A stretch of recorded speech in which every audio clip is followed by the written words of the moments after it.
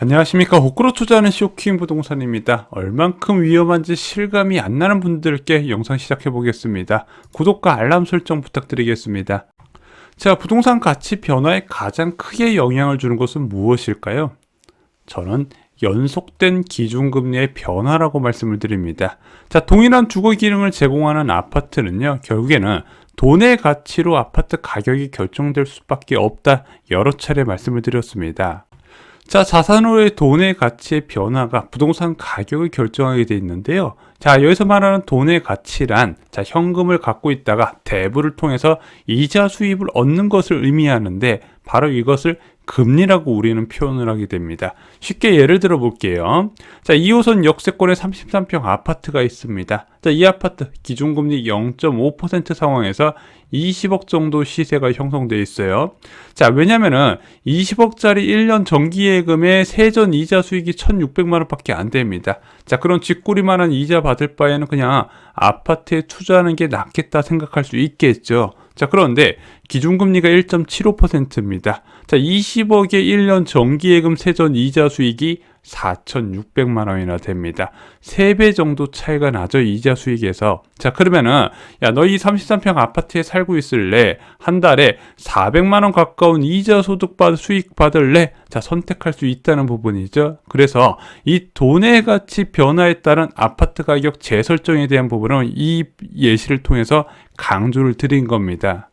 자, 그래서 부동산의 버블 붕괴 과정은요, 대부분 저금리에서 고금리 전환에서 일어나게 됩니다. 일본에 잃어버린 20년과 미국 서프라임 모의 사태 모두 다, 자, 이런 저금리가 장기화될 줄 알았는데 갑자기 고금리가 돼버렸네. 그러면서 부동산 가격이 저금리 때 형성된 가격이 무너지면서 바로 버블 붕괴로 이어지고 금융권 손실까지 커졌다는 부분이죠. 자, 그런데 왜 통화정책을 갑자기 저금리에서 고금리로 바꾸냐? 결국에는 장기적인 저물가에서 급격한 고물가의 전환에서 일어났다는 거죠. 그래서 저희가 계속 물가를 강조드렸던 겁니다.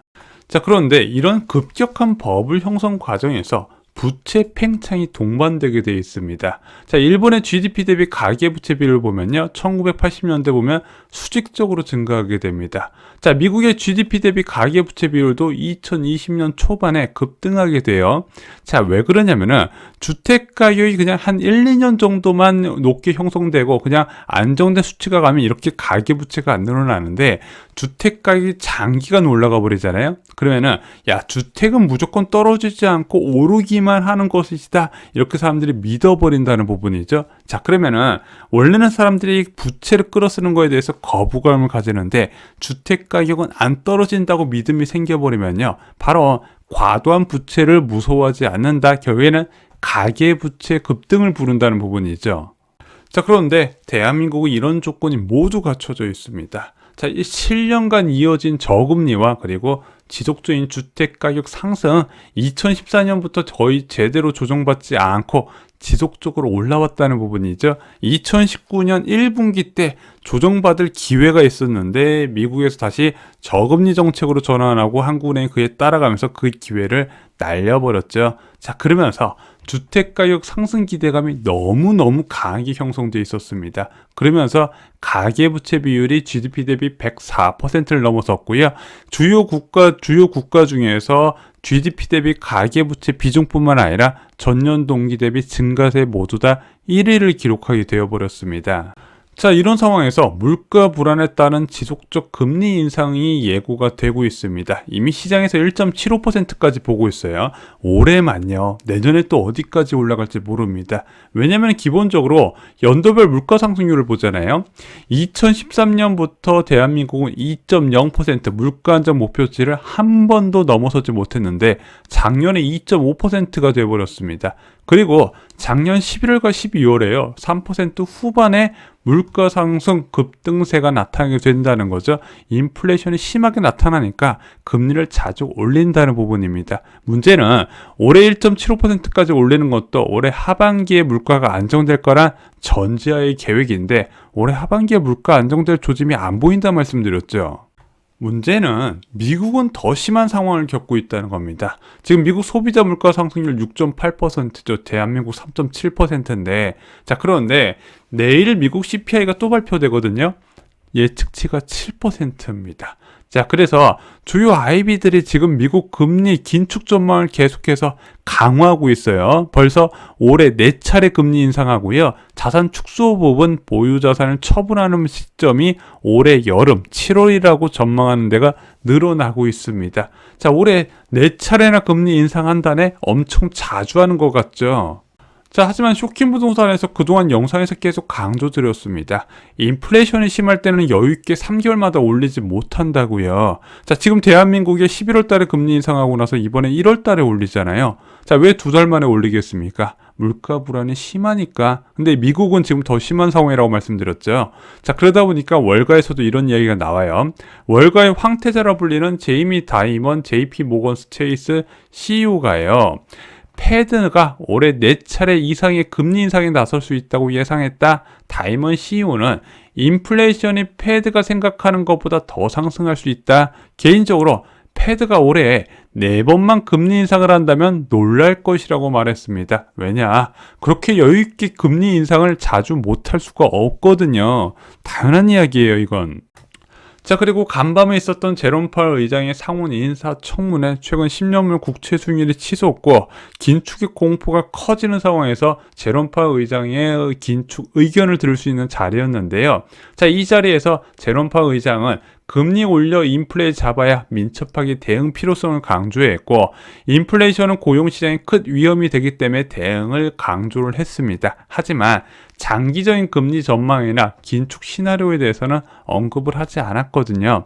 자, 그러면서 시장에서 약간 투자자들이 안도를 하면서 10년물 국채 수익률도 좀 떨어졌고요. 3대 지수도 상승 반전했습니다.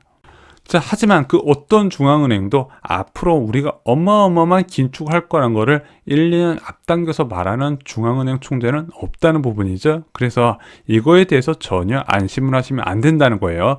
굉장히 위험한 상황이 한국에서도 있지만 미국에서도 다가온다는 겁니다. 자, 쇼킹 부동산은 2023년 말부터 미국 금리에 영향권이 있다 말씀드렸습니다. 미국 기준금리 2.75% 이상에서 한국 금리 상단을 끌어올려요. 과거 사례를 보면은 한미 기준금리 역전차가 0.75%까지를 한계로 보고 있습니다. 1% 이상 미국이 더 높게 되면 대한민국의 좋던 시대는 항상 따라 올렸어요. 그런데 미국에서 올해 5차례에서 6차례 금리를 올리고 내년에 4차례에서 5차례 금리를 올리게 된다면 이 정도 금리 수준에 달성할 수 있다는 겁니다. 자, 그런데 내년에 미국 물가에 따라서 이 정도 금리 인상 할 수도 있고 못할 수도 있는데 내년에 물가가 심각할 거란 전망이 계속 나오고 있어요. 왜냐면 지금 제롬 파월 의장은 내년에 이 물가 불안이 안정된다는 부분을 공급적인 부분에 초점을 두고 있어요. 이제 지금 팬데믹 상황에서 이제 물류 부분이나 아무래도 이제 노동인구의 이동 부분이 원활하지 않다 보니까 공급 쪽에 차질이 있다는 부분만 강조를 하고 있는데, 실제 많은 월가 전문가들은 패드가 수요 증가 부분은 강구하고 있다는 겁니다. 자, 이 수요 증가 부분은 어떻게 할 수 있냐? 임금이 크게 오르고 있다는 부분을 강구하면서 앞으로 공급 증가 부분이 모든 것을 해결할 것처럼 이야기하는데 그것이 오판이 될 것이다. 물가 불안 길어질 거다 보는 부분이죠. 그래서 올해 대한민국이 기준금리를 자주 올리겠지만 내년 말부터 미국의 금리 정책 때문에 대한민국이 어쩔 수 없이 더 많은 금리 인상을 할 수 있다는 것을 염두에 두셔야 되고요. 지금 예측이 나온 1.75% 기준금리 인상도 위험하지만 그 이상으로 하게 되면 버블 붕괴가 심각할 수 있다는 것 꼭 염두를 해두시기 바랍니다. 자, 한국은 이번 주에 세 번째 금리 인상이 예정되어 있습니다. 1월 14일 이번 주 금요일 날 금리를 거의 100% 가까운 확률로 올릴 것으로 보여집니다. 자, 코로나19 팬데믹 비상조치가 드디어 끝이 나게 됩니다. 0.5% 사상 초유의 저금리 상황이 만든 자산시장 팽창, 부동산뿐만 아니라 비트코인도 올랐고 주식도 올랐고 안 오른 게 없죠. 다 올랐습니다. 자, 그런데 그 조치가 생각보다 빨리 그리고 강하게 끝이 났다는 부분이죠. 자, 그러면은 이 코로나19 팬데믹 비상조치로 주택가격이 워낙 단기간에 급등한 상황인 거 여러분들 아실 겁니다. 자, 그런데 코로나19 팬데믹 비상조치 이전에 또 어떤 비상조치가 있었는지 아시죠? 바로 미중 무역전쟁에 따른 두 차례 금리 인하가 있었습니다. 부동산 시장은 연속된 금리 변화에 민감하게 반응하는데, 자, 그럼 이 네 차례의 기준금리 인하로 부동산 가격이 조정받는 시점에서 다시 폭등 상황으로 바뀌었고, 다시 1.75% 이상의 기준금리가 유지된다면 부동산 시장은 적지 않은 변화를 맞이하게 될 겁니다.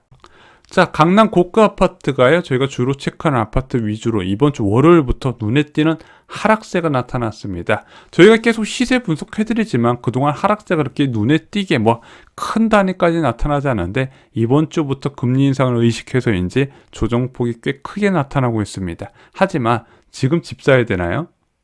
아니요. 저는요, 이렇게 말씀드립니다. 두 차례 기회 있다고 미리 앞서서 말씀을 드렸어요.